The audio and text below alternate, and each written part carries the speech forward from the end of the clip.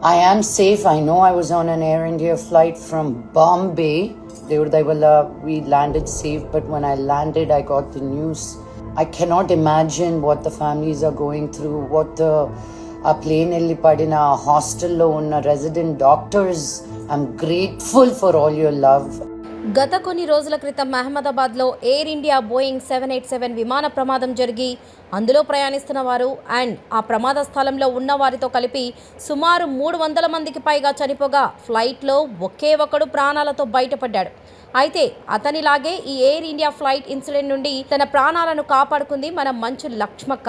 ఇక ఇప్పుడు ఈ ప్రమాదానికి సంబంధించి అక్క కొన్ని సంచలన విషయాలను ఆన్లైన్లో బయటపెట్టింది. అదేదో చూద్దాం. అయితే ప్రమాదం గురించి మంచు లక్ష్మి ఏం చెప్పింది? అంత పెద్ద ప్రమాదం నుండి మంచక్క ఎలా బయటపడింది? 300 మంది ప్రాణాలు తీసిన ఈ ప్రమాదం మంచు కుటుంబాన్ని ఎందుకు ముట్టుకోలేకపోయింది?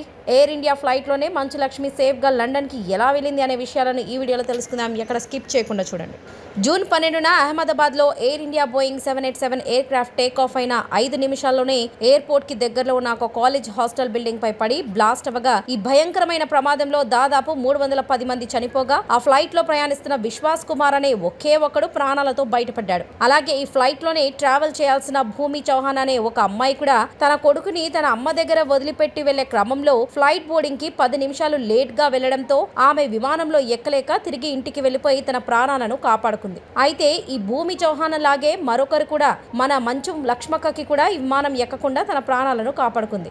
యాక్చువల్ గా మంచు లక్ష్మి కూడా ప్రమాదం జరిగిన రోజే లండన్ కు బయలుదేరింది. దాంతో మంచు లక్ష్మి ఎక్కడా అని కొంతమంది మా మంచక్కకి ఏమైందని ఆవిడ ఫ్యాన్స్ ఆన్లైన్ లో కామెంట్స్ చేస్తున్నారు. దాంతో జూన్ 13 సాయంత్రం మంచు లక్ష్మి ఆన్లైన్ లో ఒక వీడియో పోస్ట్ చేయగా అందులో మంచు లక్ష్మి మాట్లాడుతూ నాకేం కాలేదు, అసలు నేను ఆ ఫ్లైట్ ఎక్కలేదు, నేను ఎక్కింది కూడా ఎయిర్ ఇండియా ఫ్లైటే, కానీ నేను ముంబై నుండి లండన్ కు వచ్చాను. అహ్మదాబాద్ లో జరిగిన ప్రమాదం వల్ల నేను చాలా బాధపడ్డాను, నాకు ఏమైందో అని ఆందోళన పడ్డ వాళ్ళందరికీ థ్యాంక్స్ అని మంచక్క చెప్పింది. దాంతో ఈ వీడియో చూసి కొంతమంది ఫ్యాన్స్ మరియు ఆమె కుటుంబ సభ్యులు హ్యాపీగా ఫీల్ అవుతుంటే మరికొంతమంది మాత్రం లక్ష్మక్క నువ్వు ఆ ఫ్లైట్ ఎక్కుంటే నువ్వు ఒక్క దానివే బ్రతుకుండే దానివి, నేను ఎవరు ఏం చేయలేరని కామెంట్స్ చేస్తున్నారు.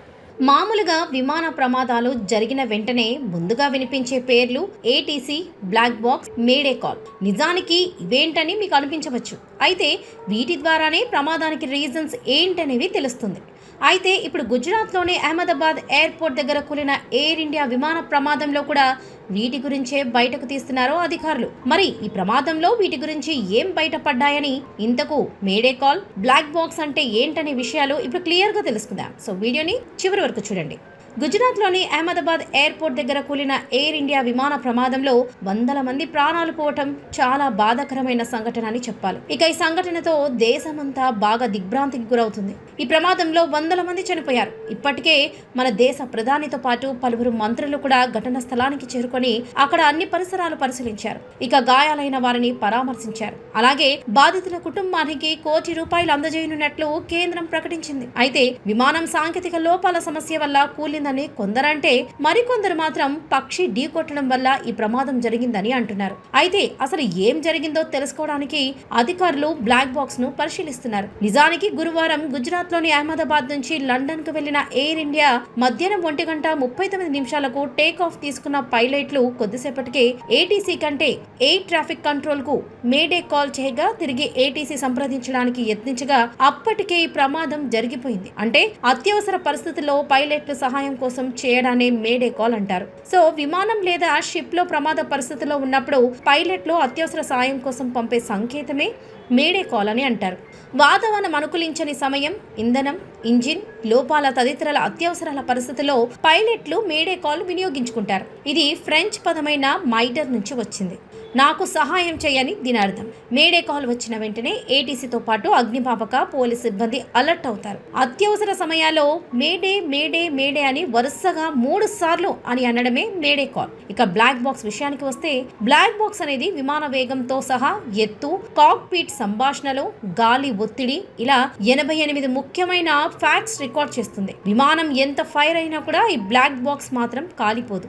ముఖ్యంగా క్రాష్ జరిగినప్పుడు అసలు క్రాష్ కి కారణం ఏమిటో అర్థం చేసుకోవడానికి బ్లాక్ బాక్స్ ను పరిశీలించడం చాలా ముఖ్యం. మరి ఆ ప్రక్రియ ఎలా జరుగుతుందో ఇప్పుడు తెలుసుకుందాం. నిజానికి బ్లాక్ కలర్ లో కాకుండా ఆరెంజ్ కలర్ లో ఉంటుంది. దీనిని విమానం చివరన అమర్చుతారు. ఈ ఎలక్ట్రానిక్ పరికరం కంప్రెసర్ ఆకారంలో ఉంటుంది. ఇక విమానం టేక్ ఆఫ్ అయినప్పటి నుండి కాక్పిట్ లో పైలట్, ఏటీసీ అధికారుల మధ్య సంభాషణతో పాటు విమాన పారామీటర్స్ అన్ని ఇందులో రికార్డ్ అవుతుంటాయి. అందుకే ప్రమాదం జరిగిన వెంటనే అధికారులు ముందుగా బ్లాక్ బాక్స్ సేకరించడానికి ప్రయత్నిస్తారు.